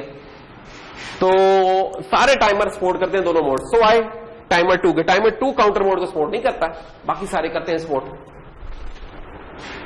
तीसरी बात, प्री स्केलर सपोर्ट करते हैं कि नहीं करते? बिल्कुल करते हैं जनाब। इसमें प्री स्केलर टाइमर 0 में क्या है, 3 बिट का, यानी कि 8 किस्म के प्री स्केलर दिए हुए। इसमें 4 किस्म के, इसमें बिट्स तो 3 है लेकिन प्री स्केलर सिर्फ 3 है ये वाले, और इस 2 बिट्स वाले में भी सिर्फ 4 है जो प्री स्केलर के इंटरवल्स। तो है प्री स्केलर भी है, बल्कि एक तो ऐसा टाइमर इसमें पोस्ट स्केलर भी है, वो भी हम देखेंगे उसमें क्या होता है। टाइमर 0 पे आते हैं पहले। टाइमर 0 की हाइलाइट्स क्या है? Software selectable operation. कंट्रोलर का यही फायदा है कि कोई बाहर से हार्डवेयर कुछ ज्यादातर चेंज नहीं करने पड़ते, अंदर से सारा काम होता है, चेंज करें कि टाइमर के तौर पे यूज करना टाइमर कर लें, काउंटर के करना तो काउंटर पे। 8 बिट में भी टाइमर के तौर पे यूज होता है और 16 बिट में भी टाइमर और काउंटर दोनों मोड में इस्तेमाल हो सकता है। ये इसकी खास बात है। रीड भी कर सकते हैं, राइट भी कर सकते हैं। हाँ, जो क्लॉक सोर्स है इसका, वैसे तो हमने कहा था यार जब हम टाइमर में यूज करेंगे तो इंटरनली करें, लेकिन ये अलाउ करता है कि आप इस केस में अगर कोई बाहर से कोई अच्छा स्टेबल क्लॉक देना चाहते हैं, दे सकते हैं, तो वो ये ऑप्शन देता है कि आप वो इस्तेमाल कर लें। फिर एज सेलेक्ट, एक्सटर्नल क्लॉक के केस में ये बताता है कि एज सेलेक्ट क्या है, कि फॉलोइंग एज पे करना है कि राइजिंग एज के ऊपर मैंने इंक्रीमेंट करना है, और इंटरप्ट ऑन ओवरफ्लो अनेबल करनी है कि नहीं करनी, ये भी हम बता देते हैं। इसकी सेटिंग का रजिस्टर कौन सा है? टी नॉट कॉन, यानी कि टाइमर 0 का कंट्रोल जो है ये हमारा सेटिंग का रजिस्टर है। इसमें अगर आप देखें तो 11.1 रजिस्टर है जो कि डेटा शीट में दिया हुआ है। अब इसकी कौन कौन सी बिट्स हैं by the way? T0, PS0, T0 का तो प्रीफिक्स लगेगा सारी जगहों पे, क्यों? क्योंकि टाइमर 0 है, तो सब में तकरीबन T0 का लगा हुआ है प्रीफिक्स। पोस्ट सफिक्स चेंज हो रहा है। ये PS0 है, PS1, PS2। अब ये PS क्या है? प्री स्केलर है बेसिकली। इसमें 3 प्री स्केलर की बिट्स हैं टाइमर 0 में, तो pre scalar bit number 0, pre scalar bit number 1, pre scalar bit number 2, ये तीनों वो हो गई। फिर क्या है? प्री स्केलर असाइनमेंट, कि प्री स्केलर असाइन करना भी है कि नहीं करना, उसको एनेबल करना है कि नहीं करना है, ये प्री स्केलर असाइनमेंट है। सोर्स एज क्या है? जो सोर्स है जो एक्सटर्नल होगा उसकी एज कौन सी इस्तेमाल करनी है, फॉलोइंग करनी है कि राइजिंग करनी है, ये वो है। CS क्लॉक सोर्स, इंटरनल है कि एक्सटर्नल है, ये क्लॉक सोर्स हो गया। T0 8 बिट वाले मोड में चल रहा है कि 16 बिट वाले मोड में चल रहा है, ठीक है, जो सेट कर देंगे उसके कोरस्पॉन्डिंग वो सेटिंग हो जाएगी। और टाइमर 0 ऑन, तो इसको अनेबल करना है, टाइमर को चला दें कि ना चलाएं, ये वो चीज है। तो ये सेटिंग है, एक ही रजिस्टर है, देख लो सादा सा। ADC में तो बहुत सारी थी ना सेटिंग्स, इसमें ये सादा सा काम है, एक ही रजिस्टर में सब कुछ हो रहा है। अब देखें, टाइमर और काउंटर दोनों तौर पे चलाया जा सकता है। टाइमर मोड में कैसे चलेगा, उसके लिए हमें सेट करना पड़ेगा, इसका जो क्लॉक सोर्स है वो उसको हम सेट कर दें, क्या बोला, 0 कर दें, तो टाइमर मोड में चलेगा। 0 का क्या मतलब होगा, इंटरनल क्लॉक इस्तेमाल करना। जब इंटरनल क्लॉक इस्तेमाल होगी तो ये इस चीज की निशानी है कि टाइमर मोड में चल रहा है, ठीक है। तो जनाब ये टाइमर मोड में इंटरनल में चलेगा। It will increment on every clock by default every clock पे चलेगा। क्लॉक कौन सी, इंस्ट्रक्शन वाली क्लॉक, ऑसिलेटर वाली क्लॉक नहीं, डिवाइड बाय 4 करके जो क्लॉक मिलती है वो, अनलेस कि प्री स्केलर आपने कोई चूज किया हुआ है और वो है तो फिर उसके अल्टरनेट के हिसाब से चलेगा। अच्छा, जब भी आप टाइमर 0 के रजिस्टर को लिखेंगे 2 साइकिल्स का एक डिले आया करेगा, उसको आप एडजस्ट कर सकते हैं। और काउंटर मोड में क्या हो रहा है, काउंटर मोड में कैसे जाता है, जो CS बिट थी उसको 1 कर दें, ऊपर 0 किया था इधर 1 कर दें, ये काउंटर मोड में आ जाएगा। इधर हमें फिर एक सेटिंग ये बतानी होगी कि यार इसकी राइजिंग है कि फॉलिंग एज है, वो हम सेट कर देंगे सोर्स एज के ऊपर जाके। तो बड़ी आसान सी सेटिंग है इसकी, इसमें कोई ज्यादा कहानी नहीं है। एक जो खास बात है जो मैंने कह रहा था ना, जब मैं शुरू में कह रहा था कि नॉर्मली इंटरनल क्लॉक यूज हो तो टाइमर होता है, नॉर्मली एक्सटर्नल इनपुट यूज करेंगे तो काउंटर होगा। वो जो नॉर्मली की एक्सेप्शन थी ना, जिसके लिए मैं नॉर्मली का यूज कर रहा था, ऑलवेज का नहीं कह रहा था, वो ये है कि हम एक्सटर्नल कि CS को 1 करके भी इसको टाइमर के तौर पे यूज कर सकते हैं। कब? अगर हम बाहर से कोई एक्सटर्नल स्टेबल क्लॉक दे दें फिर हम इसको यूज कर सकते हैं। असल बाइंडिंग फैक्टर क्या है कि जो क्लॉक इनपुट आ रही है वो स्टेबल होनी चाहिए, उसकी पीरियोडिसिटी बड़ी रेगुलर होनी चाहिए, ये नहीं कोई अनइवन इंटरवल हो। अगर आप बाहर से दे सकते हैं तो फिर बाहर वाला भी क्लॉक यूज कर सकते हैं। आप इंटरनल क्लॉक से उसके खुश नहीं है, बाहर से कोई अच्छा सोर्स लगा सकते हैं तो फिर ये वाला काम किया जा सकता है। नहीं तो इन जनरल यही होगा कि अगर इंटरनल है तो टाइमर है, एक्सटर्नल है तो क्लॉक है। ये वो एक्सेप्शनल केस है जिसमें एक्सटर्नल के उसमें भी टाइमर के तौर पर एक्ट करेगा। ब्लॉक डायग्राम जनाब इसकी देख लेते हैं क्या है टाइमर की। 8 बिट मोड में, अब ये दोनों मोड में चल सकता है, 8 में भी और 16 में भी। तो 8 बिट मोड में ये इसका है, क्या हो रहा है देखिए, कुछ चीजें जानी पहचानी मिल रही है कि नहीं मिल रही है, ढूंढे फिर हमें।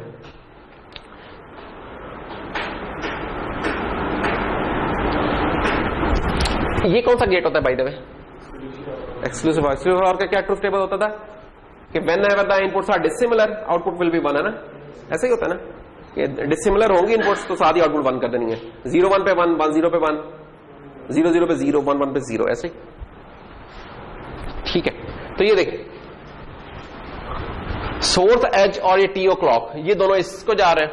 ये सोर्स एज वो था जो बताता था कि यार फॉलिंग पे करना है कि राइजिंग पे करना है, ये वो कहानी है। ठीक है, clock source F oscillated divided by 4, ये इंटरनल क्लॉक है। और अगर 1 कर लेंगे तो ये एक्सटर्नल वाला ले लेगा इनपुट पे। ठीक है, तो ये एक मक्स लगा हुआ है बेसिकली, इसकी जो 0 होगा तो इंटरनल ले लेगा, 1 होगा तो ये कर लेगा। अभी हमने देखा था ना 0 के ऊपर टाइमर में चलता था, 1 पे काउंटर में चलता था। तो ये वजह थी, इस वजह से चलता था क्योंकि मक्स की सेटिंग ये वाली है। अच्छा, अब इस मक्स की आउटपुट जा रही है किधर? Pre scalar assignment. Pre scalar assignment क्या कर रहा है जनाब?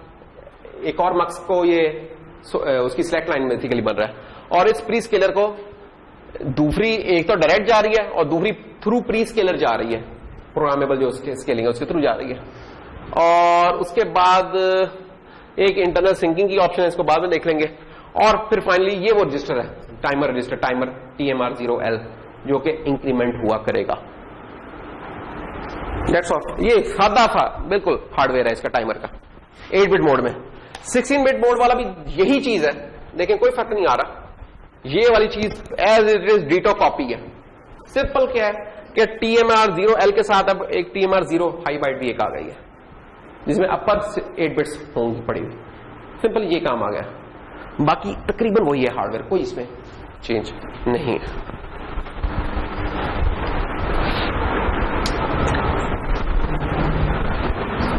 इंटरप्ट्स वगैरह अगर इनेबल हो रही है तो फिर, और 16 बिट में चल रहा है तो फिर टाइमर के रजिस्टर्स थोड़े से बढ़ गए।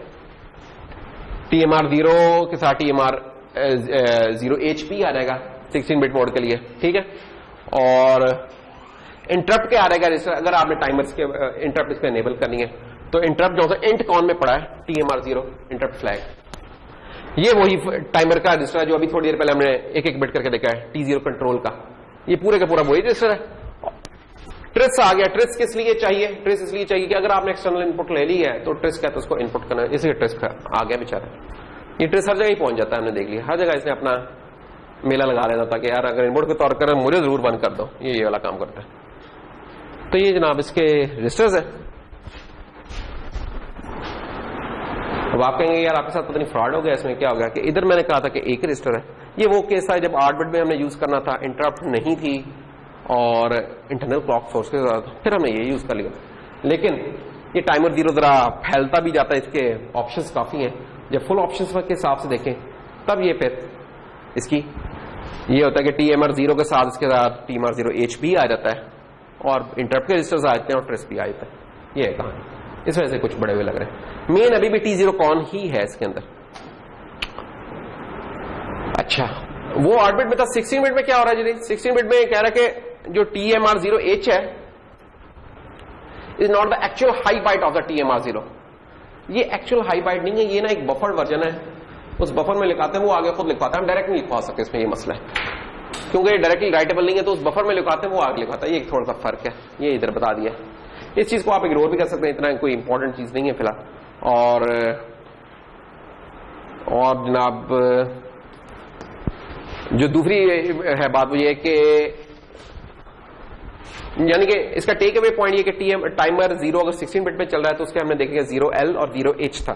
जो 0H है वो हम कह रहे हैं कि एक्चुअली हाई बाइट नहीं है, वो एक बफर्ड वर्जन है, उसमें जब लिखवाते हैं तब वो जाके हाई बाइट में लिखवाती है। ये एक चीज है जो हम यहां बताना चाह रहे हैं। ये देखिए टाइमर 0 का L, इसमें हम डायरेक्ट लिखवा सकते हैं। टाइमर 0H जो लिखा रजिस्टर था ना, वो एक्चुअली हाई बाइट है, ये TMR0 ये हाई बाइट है, हम इसमें लिखवाते हैं, ये फिर खुद उसको पीछे लिखवा देता है। ये एक बात है जो कि हम उधर कर रहे हैं, डायरेक्ट नहीं हम लिखवा पाते। क्यों नहीं लिखवा पाते? ये इनकी हार्डवेयर कुछ लिमिटेशन है पिक वालों की, तो वही कहने ignore it for the time being. Prescaler पे आ रहे हैं। प्री स्केलर कह रही 8 bit counter is available as a prescaler for the timer 0 module. Timer 0 module में क्या है हमारे पास? 3 बिट्स थी प्री स्केलर के लिए, ठीक है। 3 बिट्स क्या बन जाती हैं? 8 सेटिंग्स हमें दे सकती हैं, ठीक है। तो टाइमर 0 में अब क्या है जनाब, ये प्री स्केलर क्या है? क्या प्री स्केलर में हम डायरेक्ट नहीं लिखवा सकते क्योंकि आप प्री स्केल करना है, 4 करना है, 8 करना है, इसकी करस्पॉन्डिंग सेटिंग होती है। जब वो सेटिंग करते हैं तो उसके अगेंस्ट जो प्री स्केलर की वैल्यू होती है वो चूज हो जाती है। PS से एक प्री स्केलर असाइनमेंट होता है, जब हम उसको क्लियर कर देते हैं तो होता क्या है, फिर ये होता है कि प्री स्केलर आउट हो जाता है सर्किट से, और जब हम उसे नॉन जीरो करते हैं तो फिर प्री स्केलर की कोई वैल्यू उसमें सेट रहती है। अब ये होता कैसे है? ये टेबल है इसका।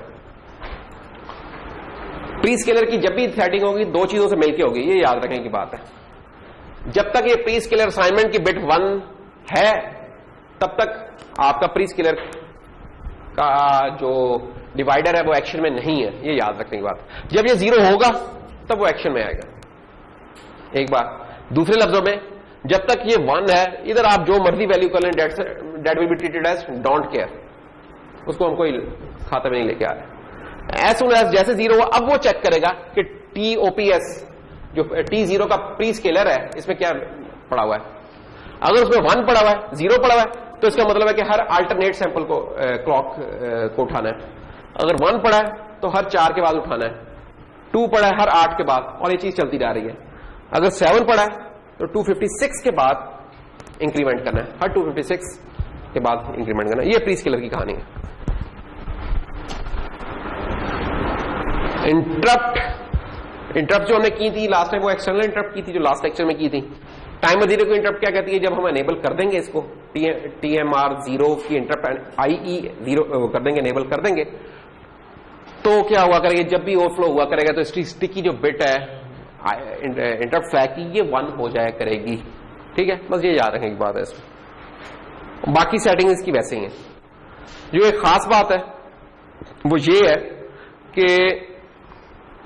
कि टाइमर 0 जो सा है ना, ये हमारा ये जो कंट्रोलर है ना, जैसे आपका कंप्यूटर होता है, ये एक नॉर्मल स्टेट पे चल रहा होता है, फिर स्लीप भी हो जाता है, हाइबरनेट भी हो जाता है, ऐसा ही है।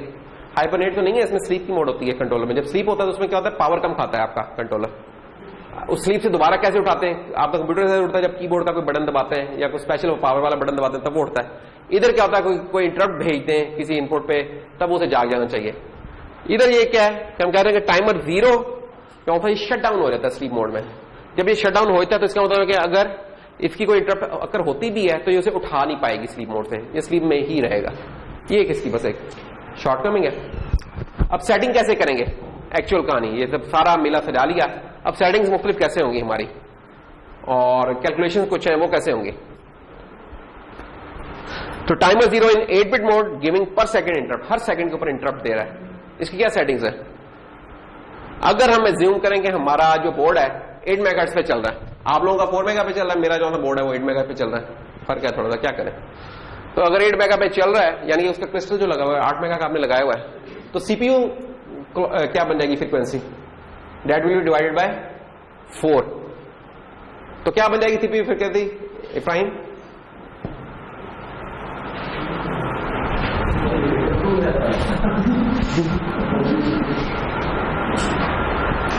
मसरूफ था दरअसल मैं ख्याल से। एक्चुअली ये भी स्लीप मोड में था, जब इसकी इंटरप्ट आई ना ये जाग नहीं पाया अभी तक ये स्लीप में ही है, इसका शट डाउन हो गया हार्डवेयर। हाँ थोड़ा सा तो खैर, तो नजर आ रहा है यार उधर दूसरी लाइन में 2 मेगाहर्ट्ज है। हाँ ठीक है, क्यों? क्योंकि डिवाइड बाय 4 हो रहा है हमारा। हर 4 जो क्लॉक साइकिल है उसके अगेंस्ट एक इंस्ट्रक्शन साइकिल होता है हमारा, मशीन साइकिल या सीपीयू साइकिल या इंस्ट्रक्शन साइकिल, ये एक होता है। ओके, प्री स्केलर एडजस्टमेंट अगर 0 है प्री स्केलर तो इसका मतलब है कि हमने प्री स्केलर को अनेबल कर दिया है। ये देखें, ये टेबल में क्या आता है, प्री स्केलर पीएस है, जब 0 होता है तो अनेबल हो जाता है। तो प्री स्केलर को हमने कर दिया अनेबल। जब हमने अनेबल किया, अब हम क्या चाहते हैं, हम चाहते हैं कि हर 8वें सीपीयू साइकिल के बाद इंक्रीमेंट करें। तो उसके अगेंस्ट क्या सेटिंग है, 8 की। देखिए 8 का 1:8 कहां बन रहा है, 1:8 बन रहा है हमारा जब T0 PS को प्री स्केलर को 2 कर देते हैं। तो हम T0 PS को सेटिंग पर क्या कर देंगे, 2 कर देंगे। क्यों? क्योंकि 2 कॉरस्पॉन्ड कर रहा है प्री स्केलर वैल्यू ऑफ 8 को। अच्छा, जब हमने प्री स्केलर 8 का लगा दिया तो इसका मतलब क्या होगा, सीपीयू क्लॉक अब हमारा मजीद कितना डिवाइड हो चुका है, 8 वो 2 मेगाहर्ट्ज था, 2 मेगाहर्ट्ज को जब हम 8 से डिवाइड करेंगे तो ये बन जाएगा कितना, 250 किलोहर्ट्ज। तो 250 किलोहर्ट्ज की वैल्यू आ गई। ठीक है, अब क्योंकि हम इस टाइमर को यूज करें 8 बिट मोड में, तो इसका मतलब क्या होगा कि जो T0 8 बिट्स वाला है इसकी बिट थी इसको 1 कर देंगे, तो 8 बिट मोड में इस्तेमाल होगा। अब 8 बिट मोड में है तो इसका मतलब ये ओवरफ्लो कब करेगा, जब ये 255 से 0 पे जाएगा तब ये ओवरफ्लो की इंटरप्ट देगा। तो इसका मतलब है कि हर ओवरफ्लो में इसे 256 दफा काउंट करेगा ये, तो हर 256 काउंट्स के बाद ये ओवरफ्लो किया करेगा। तो एक तो हमने क्या करेंगे, इसकी इंटरप्ट को अनेबल करना है। जब इंटरप्ट को अनेबल करेंगे तो इंटरप्ट क्या होगी, हर 256 प्री स्केल्ड साइकिल्स के बाद ये इंटरप्ट जनरेट हुआ करेगी। अब जो अगला इंपॉर्टेंट सवाल है, जो कि कैलकुलेशन है कुछ जो आनी चाहिए हमें लाजमी तौर पे, वो ये है कि इंटरप्ट्स पर सेकंड कितनी बन रही है हमारी, एक सेकंड में कितनी ये इंटरप्ट जनरेट होंगी हमारी, ये इंपॉर्टेंट क्वेश्चन है। ठीक है, उसके लिए हम देख लेंगे प्री स्केल्ड फ्रीक्वेंसी क्या है। प्री स्केल्ड फ्रीक्वेंसी है इस वक्त हमारी 250 kilohertz, pre scaled frequency 250 kilohertz. और कितनी देर बाद हो रहा है इस प्री स्केल के, हर 256 के बाद हो रहा है, तो 256 से डिवाइड कर दें। जब इसे 250 से डिवाइड कर देंगे तो ये बन जाएगा हमारे पास 976.5625 इंटरप्ट्स पर सेकंड। एक सेकंड में कितनी दफा ओवरफ्लो होकर हो गया, 976 पॉइंट समथिंग, इतनी दफा हो चुका है। अब जो ओवरफ्लो है ये एक इंटीजर काउंट है बेसिकली, कि यार कितनी दफा हो चुका है, इंटीजर के तौर पे हम इसका रिकॉर्ड रख रहे होते हैं। तो इसका क्या मतलब होगा, हम कहेंगे कि हमारी जो ISR है हर, यानी कि इसे 976 टाइम से कॉल हो रही होगी हमारी ISR 976 पॉइंट। अरे 976 आ रही है, एग्जैक्ट नहीं हम कह सकते। देखो एग्जैक्ट क्या बनता था, 0.5625, और जहां हमारी ISR क्या प्रोसेस कर रहे हैं हम इसे 976 के बाद प्रोसेस कर रहे हैं। इसका क्या मतलब है, कुछ एरर आ गया। कितना एरर आ गया, this value minus this value which is the error of 0.5625। अगर मैं आपसे बताऊं कि यार परसेंटेज एरर निकाल लें तो original value minus new value, ठीक है, डिवाइड बाय ओरिजिनल वैल्यू, वो जो कर लेंगे तो आपके पास ये परसेंटेज एरर बन जाता है। इस परसेंटेज एरर का मतलब क्या है कि हर 28 मिनट्स के बाद, तकरीबन 28-29 मिनट्स के बाद 1 सेकंड का शॉर्टफॉल होगा आपका। दूसरे लफ्जों में तकरीबन 30 घंटों के बाद ये आ चुका होगा आपके पास 1 मिनट का शॉर्टफॉल आ चुका होगा, आपकी घड़ी 1 मिनट पीछे हो चुकी होगी। ये एक एरर है इसका। इस एरर को फिर एड्रेस करने के तरीके होते हैं, वो हम देखेंगे वो क्या होते हैं, कैसे हम इनको एड्रेस कर सकते हैं। आज के लिए हम इधर रोकते हैं क्योंकि क्विज भी है हमारा, ठीक है, क्विज का टाइम होने वाला है। सब लोग खामोशी से बैठे, इसका ये मतलब नहीं कि क्विज हमारा वैसे ही चला जाएगा, क्विज तो फिर भी होगा। तो आप लोग चीजें, अच्छा एक मिनट, उससे पहले हम कुछ ये कर लें, इसका इनिशियलाइजेशन बता दीजिए, जो अभी कहानी लिखी ये कंप्लीट कर लें, टाइम है 0 का मिनट। हाँ बस इसको कर लेते। ये कोड है इन्हें टाइमर्स का, नंबर ऑफ ओवरफ्लोज लॉन्ग एक वेरिएबल बना लिया इंटीजर का, कितने ओवरफ्लोज हुए हैं, प्री स्केलर वैल्यू क्या है हमारी। अब ये देखिए सेटिंग्स होने लगी है हमारी T0 कॉन बिट्स में, जो T0 PS प्री स्केलर की थी सेटिंग 2 की, वो की हमने। प्री स्केलर असाइनमेंट को 0 किया, 0 करेंगे तो प्री स्केलर एक्शन में आएगा, इसको 0 कर दिया हमने। कमेंट्स में साथ वो बात क्लियर हो रही है कि क्या हो रहा है। फिर क्या, क्लॉक सोर्स अगर 0 है तो इंटरनल है, इंटरनली तो हम कर रहे हैं, टाइमर के तौर पर चला रहे हैं, तो 0 हमने कर दिया इसे। T0 8 बिट मोड में चला रहे हैं तो उसको 1 कर देंगे, वो 8 बिट में हो जाएगा। अच्छा, प्री स्केलर वैल्यू क्या बनती है, वो तो प्री स्केलर की सेटिंग की थी ना इधर हमने, ये 2 एक्चुअली वो कितने से हो रहा है, उसका क्या तरीका कार है, उसका तरीका अगर आप देखें, उसका मुझे पीछे जाना पड़ेगा अब जल्दी से दोबारा। ये देखें, जब 2 होता है तो ये एक्चुअल वैल्यू क्या बनती है 8 की, अगर 3 होता है तो एक्चुअल वैल्यू क्या बनती है 16 की। अब इस काम को करेंगे 2 तरीके हो सकते हैं, या तो आप लुकअप टेबल बना लें कि जब वो 2 हो तो उसके उधर से जाके 8 उठा ले, 3 हो तो जाके 16 उठा ले, या इस चीज का हम रिलेशन एक बना सकते हैं, मैथमेटिकल रिलेशन। वो क्या बन सकता है कि जो भी ये वैल्यू है +1 करके उसकी 2 की पावर ले लें, तो ये चीज बन जाएगी। तो 2 + 1 इसकी 2 की पावर ले लेंगे तो 2 की पावर 3 क्या बन जाएगा 8, 3 + 1 ये अब 2 की पावर के तौर पर ले लें तो 16। तो एक इक्वेशन से बना सकते हैं, तो वो उधर हमने वो इक्वेशन ही बनाई हुई है बेसिकली, ये वो इक्वेशन है। 2 की पावर हम कैसे लेते होते हैं, अगर हम बिटवाइज ऑपरेशन परफॉर्म करेंगे 1 से लेफ्ट, 1 को लेफ्ट शिफ्ट दे दें तो वो 2 की पावर ही होती है बेसिकली। तो 1 को लेफ्ट शिफ्ट हम किससे कर रहे हैं, ये जो वैल्यू थी T0 PS की +1 ऐड करके ये हम 1 को लेफ्ट शिफ्ट कर दें तो हमें वैल्यू मिल जाएगी प्री स्केलर की। उसके बाद ओवरफ्लो काउंटर कि कितनी देर बाद ये ओवरफ्लो करेगा, तो क्लॉक फ्रीक्वेंसी आपके बोर्ड की जो 8 मेगाहर्ट्ज है, जो 4 मेगाहर्ट्ज जो भी है, उसे 4 से डिवाइड करके हमने निकाल लिया उसका सीपीयू साइकिल्स, सीपीयू फ्रीक्वेंसी, उसे डिवाइड कर दिया हमने प्री स्केलर वैल्यू से। तो इससे क्या होगा, प्री स्केल्ड जो था ना हमारा फ्रीक्वेंसी वो निकलेगी, FPS निकलाएगा। अब ये जो FPS निकला है, अच्छा नंबर ऑफ ओवरफ्लोज कितने हमारे 8 बिट का अगर टाइमर है तो 256 है ओवरफ्लोज, अगर 16 बिट का टाइमर है तो 65,536 है ओवरफ्लोज हमारे।